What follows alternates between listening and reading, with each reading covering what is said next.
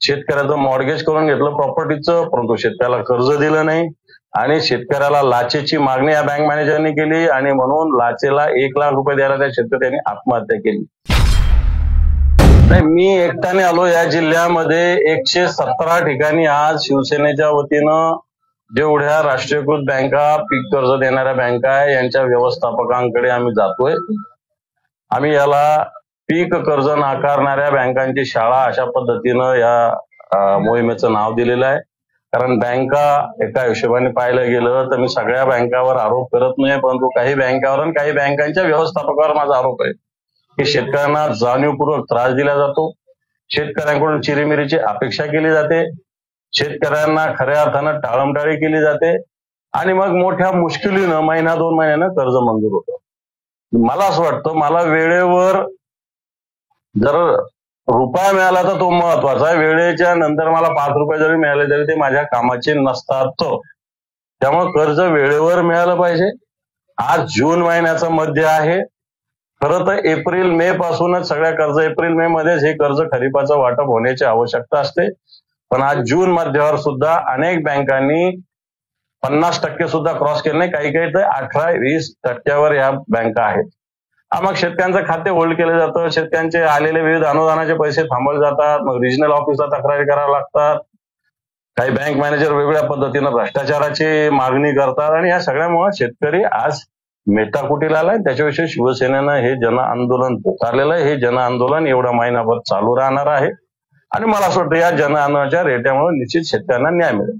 तुम्ही काही अधिकाऱ्यांची नावं घेतली, ते अधिकारी जाणीवपूर्वक त्रास देतात शेतकऱ्यांच्या, अशी तुमची तक्रार आहे? बिलकुल दिलेले आहे. काही ब्रांच आहेत या जिल्ह्यातल्या वेगवेगळ्या ऑफिसेसच्या, त्याला योग्य धडा शिवसेना शिकवेल. मी सांगितलं की ज्या बँका अशा पद्धतीनं शेतकऱ्याचं कर्ज वाटपास टाळाटाळ करतील त्या बँकेच्या फलकावर काळं फासू. आज फलकावर, उद्या बँकेच्या व्यवस्थापकाच्या तोंडावर सुद्धा काळं फासायला आम्ही मागं पडू. पण पहिला टप्पा बँकेच्या फलकावर राहील. आम्हाला व्यक्तिगत कोणत्याही अधिकाऱ्यांना त्रास द्यायचा नाही. आमचा उद्देश शेतकऱ्यांना कर्ज मिळालं पाहिजे हा आमचा उद्देश आहे. जर बँका टाळाटाळ झाला तर शिवसेना मला असं वाटतं कायदा हातात घ्यायला मागे पुढे पाहणार नाही. अधिकाऱ्यांकडून आश्वासन देण्यात आलं, त्या अडचणी त्यांनी काय सांगितलं कधीपर्यंत? अडचणी नाही. माझं म्हणणं आहे शेतकऱ्यांची रिकव्हरी मुद्दा मांडला जातो. मग मी म्हटलं बाकीच्या लोकांची रिकव्हरीचं काय प्रमाण आहे? आज एकीकडे देशाचे अर्थमंत्री अब्जावधी रुपये सेटराईट करतात आणि मग शेतकऱ्याचे काय नाही करत तुम्ही? इथं आता समजा या महाराष्ट्र ग्रामीण बँकेमध्ये आलो मी, शेतकऱ्यांची रिकव्हरी 18% आणि बाकीची 5%च बाकी असं म्हणत. तर माझं म्हणणं रक्कमेत मोजा ना. एका शेतकऱ्याला काय देतो आपण? 50,000, 1,00,000, 1,50,000, 2,00,000. बाकीच्यांना काय देतो? 50 लाख, 1 कोटी, 1.5 कोटी. त्याची रिकव्हरी याच्या रिकव्हरीत फरक आहे. त्याचं किती पेंडिंग आहे? आणि तुम्ही शेतकऱ्यांना न्याय मिळाला पाहिजे. रिकव्हरी वगैरे विषय बाजूला ठेवा. शेतकऱ्यांना दिलं पाहिजे असं सरकारचे रोज मंत्री सांगतात, मुख्यमंत्री सांगतात. सिबिल मुळे कोणत्याही शेतकऱ्याला थांबवलं नाही पाहिजे. हे सगळे नियम असताना बँक मॅनेजर स्वतःची मनमानी करतात. शेतकऱ्यांना वेगळा न्याय आणि उद्योगपतींना वेगळा न्याय, हे तुमच्या निदर्शनास आलंय?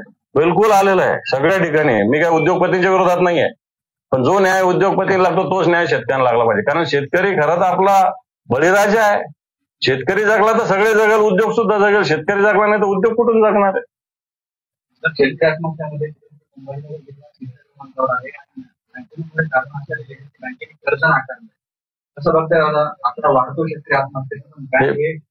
मागच्या काळामध्ये 250 आत्महत्या फक्त या मागच्या 6 महिन्यात झालेल्या आहेत. आणि परवाची संभाजीनगरातली जी आत्महत्या आहे ती तर बँकेच्या मॅनेजरच्या मस्तीमुळं, बेपर्वाईमुळे झालेली आहे. सिबिल खोटं सांगितलं, प्रत्यक्षात जास्त होतं.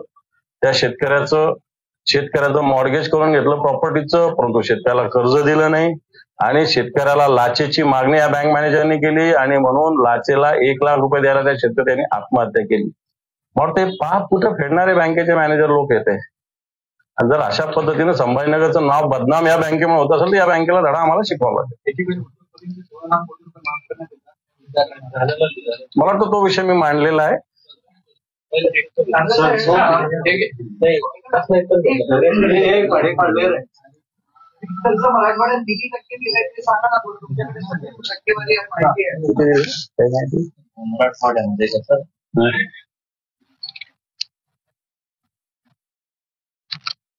पीक कर्ज प्रत्येक बँकाचे वेगवेगळ्या पद्धतीनं टक्केवारी आहेत.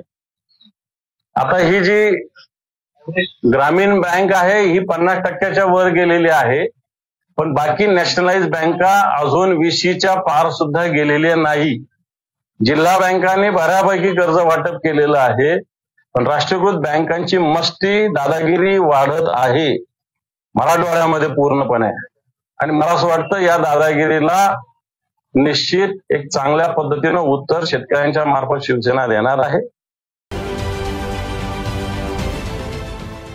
देश विदेशातील प्रत्येक घडामोडींचे लाईव्ह अपडेट मिळवण्यासाठी आता साम टीव्हीच्या सर्व सोशल मीडिया प्लॅटफॉर्मला लाईक, फॉलो आणि सबस्क्राईब करा. तसंच सर्व नोटिफिकेशनसाठी बेल आयकॉन प्रेस करायला विसरू नका.